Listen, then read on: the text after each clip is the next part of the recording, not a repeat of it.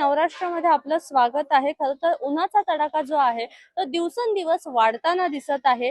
त्यामुळे अनेकांना heat स्ट्रोकचे problem होताना दिसत आहे। तर यावर नेमकी कोणती काळजी घ्यावी, काय काय प्रोटेक्शन कॅरी करावा, या संदर्भातली जी सविस्तर माहिती आहे ती डॉक्टर कैलास पवार यांच्याकडून आज आपण जाणून घेणार आहोत।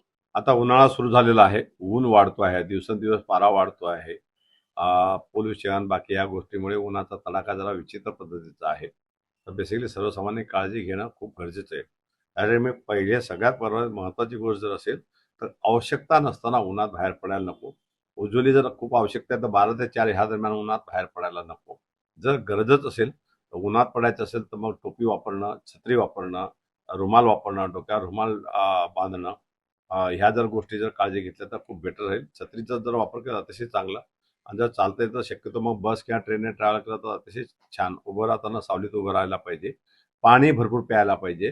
जर एखाद्या माणसाला सेन्सिटिव्हिटी असेल, असं की बरोबर कधी चक्कर येते, गिडनेस येते, त्यांनी ORS कॅरी केलं तरी चालेल, पण पाणी भरपूर पिणं हे याच्यात सगळ्यात चांगली गोष्ट आहे।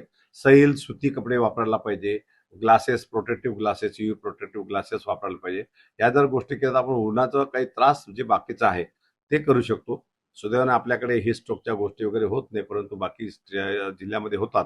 पण तरी पण आता ज्या पद्धतीने ऊन आहे त्या पद्धतीने आपण एवढं एक्सपोज झालेलं नाही, आपण थोडेसे कमी पडू या गोष्टीत, तर त्यामुळे आपल्याला त्याचा जास्त त्रास होऊ शकतो। तर ही काळजी घेणं खूप गरजेचं आहे। एवढं उन्हाळ्याचे दिवस सुरू असले तरी मात्र ढगाळ वातावरण कुठेतरी आहे, त्यामुळे रोगांचं प्रमाण हे वाढताना दिसत आहे, व्हायरल इन्फेक्शन होताना दिसत आहे। त्याबद्दल काय सांगाल? ऑब्व्हियसली जेव्हा हे ढगाळ वातावरण किंवा वातावरण दूषित होतं, ढगाळ वातावरण व्हायचं कारण आहे की वातावरण दूषित होतं। आपण बघतो पिकांवर याचं नुकसान होतं, तर डेफिनेटली ते अफेक्ट करतं, ह्युमन बॉडीवर पण अफेक्ट करतं। व्हायरसेसचे पैदा, नवीन प्रकारचे व्हायरसेस म्युटेशन्स होणं, नवीन प्रकारचे आजार आणि नवीन तुम्ही आता बघितले एक एक साथ राहते, पर्टिक्युलर व्हायरल इन्फेक्शनचे प्रमाण जास्त वाढतात। ह्या गोष्टीचं काळजी घेणं। दुसरी गोष्ट, बऱ्याच ठिकाणी पाण्याचा सप्लाय कमी असतो। मग कधी कधी पाणी दूषित पण आपण पिऊन टाकतो गडबडीमध्ये, टँकरने पाणी सप्लाय असतील किंवा गावामध्ये टँकर विहीर जर प्रॉपर पोल्युटेड विहीर वगैरे असेल तर थोडंसं ह्याही गोष्टी काळजी घेणं त्याचबरोबर गरजेचं आहे।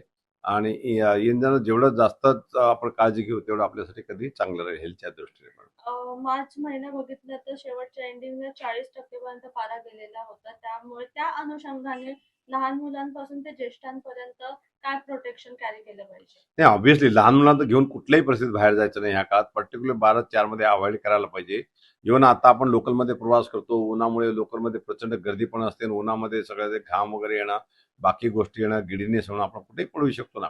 त्यामुळे उज्ज्वली ह्या ज्या गोष्टी आपण जे मी आता सांगितल्या ते जर काळजी घेतलं आपण नक्कीच प्रोटेक्शन करू। आणि माझं सरळ मत आहे की आवश्यकता असेल तरच घरातनं बाहेर पडायला पाहिजे। बिनाकारण आपले लोक फिरत पण राहतात, आपण ट्रॅफिक बघा, गर्दी बघा, आणि मग याच्या रस्त्यावर पाणी मिळणार नाही किंवा काय प्रदूषण ट्रॅफिकमध्ये, येस येस मॅम, ऑब्व्हियसली तो प्रॉब्लेम येतो।